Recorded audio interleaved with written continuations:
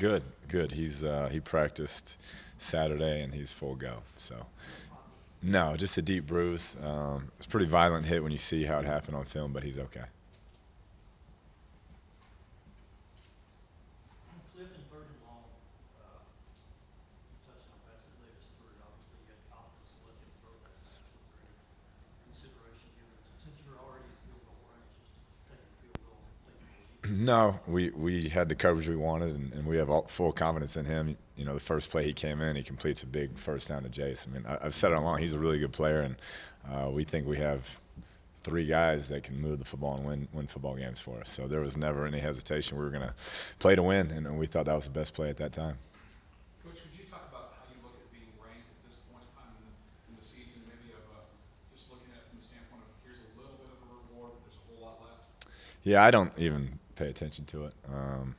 It is what it is. We just attack each week and try to get better that week and try to win that game. So that's really where we're at. A lot of excitement and energy, obviously, after this upset, but you don't play another Big 12 game for another couple of weeks, so how do you look to carry the momentum over and get your guys focused or, I guess, avoid a letdown? Yeah, there'll be focus. I guess I've said it all along. I mean, we were picked 8th in this league, so if that's not enough motivation to stay focused, try to make a point each and every week, then you probably shouldn't be on this team. So I expect them to try to get better this week and come out and play with a lot of energy and a lot of emotion, just like they did last week. Coach, are you bringing it up in meetings?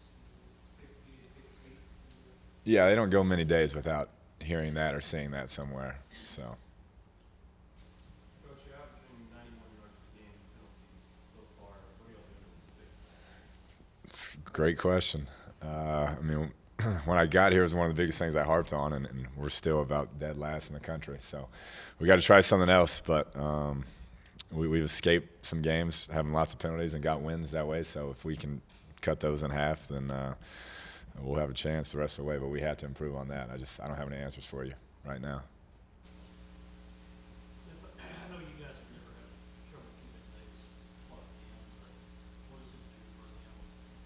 Just the lack of kind of reinforce that kind of. Yeah, I think it's huge for him, but he's the most ready backup probably of all time based on the way he attacks practice and in his mindset he's a starter, and that's just a credit to him, the type of mental makeup he has. But he's a very, very good football player, and we have every confidence in the world that he can lead this team as well as anybody. Talk a little bit about Texas State and what you expect from their defense, and will you try and more or less really try and focus on the run game? You know, they're number one in the country in rush defense, and they've played some teams that throw it, but they do a good job schematically. They've had some different looks this year than they did in the past, so they're changing some things up. But they're attacking, create turnovers, so it'll be a good challenge once again for our young quarterback to see all those different looks. But as far as emphasizing the run game, we're going to do what we do to score points. Coach, can you talk about just the defense flying around? I know you're an offensive-minded guy, but just the way they're grinding out. Talk about that. Yeah, it was huge. You turn on the film, and the effort was just incredible. Guys sacrificing their bodies to make plays and, hold them on third down and fourth down. Just an incredible effort and great scheme by Coach Wallerstedt and our assistant coaches. But the effort's what jumps out at you. I mean, they played their butts off every single snap the whole night. And we put on the field a ton offensively the second half, 50-something plays, I think, and you'd never know it. That last rep, they're going like it was the first play of the game. Do you emphasize to them that because they're so well prepared and have trained so hard in practice, that go out and enjoy yourself and have fun, and you will play great? We talk about it all the time. That's your reward. You put in the work, and Saturdays is payday. And so we want them to have fun. We want them to play loose and go out there and enjoy the moment. We've seen a few of the ankle-breaking plays from Team Grant. Can you speak to his ability? He's special with the ball in space. He's a hard guy to tackle, and just super explosive. So we're going to continue to be creative in ways to get him the ball. And I mean, there was a couple times where there's three guys around him and not one of them touches him. So he's fun to watch. But have you seen, have you looked at past films from Texas Tech players, Coach Manziel? No, we've watched just a couple games from last year and then their film from this year, and that'll be it. Who could you have best offensively? The player of the game was LaRaven Clark. So we thought he did a tremendous job against a very talented D end for TCU, and so he was impressive all night. How did you rate your wide receiver block? It's been through the roof every week, and Coach Cumbie, Coach Morris, that's an emphasis. If you don't block, you don't play, and those guys take pride in it. You know, Eric Ward's a guy who I did a bad job getting him the ball that week, and he played his butt off blocking every play. I mean, the effort was there. He didn't get frustrated. He's a team player, and Marquez shows up on both those big home run hitters to the running backs. I mean, he's out there leading the way. So selfless play, and that's how you develop a great team. Did I watch the A&M game? I did. I was screaming, yelling stuff at the TV. It's hard to watch that, you know, when you've been around those guys and coached those guys. But I've never seen a performance like Johnny had against that defense. I mean, I've said all along he's the best player in the country, and he showed it once again.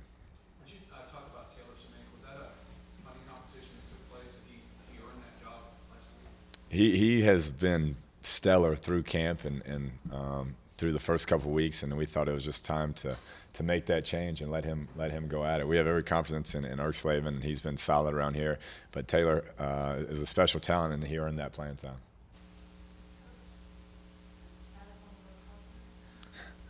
It would be day to day. Still, he's recovering. We don't know if it's this week or next with the bye week, but we're going to push him full speed and see if we can get him back this week.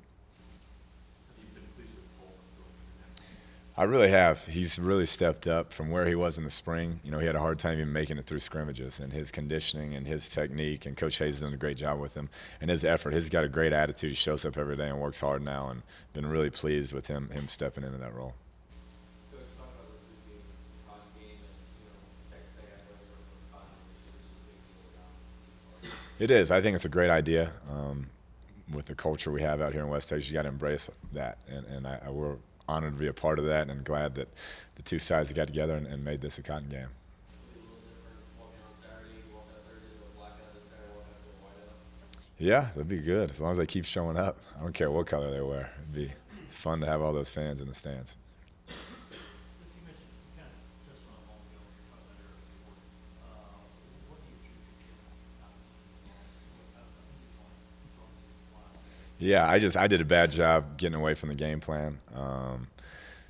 We had some things not go right, and I just got away from what I wanted to do, and got to find ways to get him the ball. Like I talked to him after the game and told him that. I said, hey, man, we're going to get you involved. That's all me, because he plays his butt off. He was open a few times, and we just didn't get it to him, but he'll be back this week.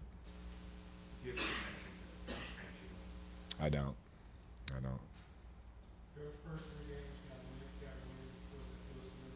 just as a head coach, kind of talk about how you feel right now as head coach after those 3 games. Yeah, the same as before game one. Just, antsy, ready to get out and see what we got, and you want to try and get better this week, especially before the bye week. You'd like to really have a good performance and keep moving upwards, and I think our kids will. I think the atmosphere has been great out there in Jones Stadium, and I know they're going to play hard this Saturday. Along those same lines, how important is it for you guys to go out and have a big game, and, since you guys have a week to think about it? Yeah, I mean, we expect to play a great game every week, so there's no more emphasis on this game than there was last week. It's just you like to get that bye week healthy and excited, so you can hit that stretch run we got going into conference. Coach, you have the Congress said that it was kind of hard to hear you sometimes because there was kind of walk by all the ladies upstairs. Is it hard to communicate with the team sometimes because of that? No, that hadn't been an issue yet, but that's not necessarily a bad thing, I guess. on Sunday, or what did you say to the operator?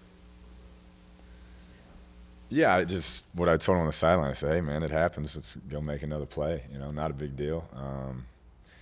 There's no reason to jump on him. He knows what he did, and it's just learn from it, live from it. And the penalty we got from that was about the least thing that could have happened. The way the ball sat in the end zone, didn't go through the end zone, so we got the ball back, and we ended up scoring again. So no harm, no foul, and great tape to learn from.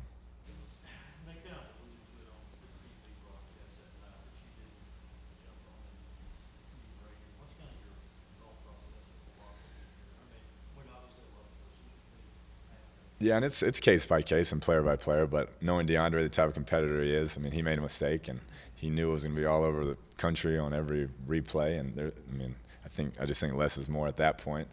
The fact that he knew he made a mistake. Now let's get him fired back up to go score again. You say that the Yeah, they know. They have been instructed to hand it to the official at this point. Yeah. Cody, would you say that because you're so close to the kid, to your player's age and the swag guy and all that you can relate to them, would you say that in your mind that this team is really closer, maybe as close as you've ever been around a team? I know it's your first year as head coach, but would you say your age has a lot to do with that? Because you can just relate to them more than you do from a lot of your players. I think it helps us collectively as a staff. We have a very open door policy, and our players know they can come talk to us about anything at any time, and we're going to keep it real with them. And a lot of us still feel like we could be playing, and I think we treat them sometimes more like teammates than coaches. And we know the line, and they know the line they can't cross. But I would say just our age in general has probably helped that. Given that Baker struggled a little bit last week and Webb came in and threw the touchdown pass, is there a little bit more of a competition between 1 and 2, or is there still separation between the two? No, Baker's our starter, and he's 3-0 as a true freshman at Texas Tech, and he did a good job after reviewing the play. He had a couple balls that were tipped, that were intercepted.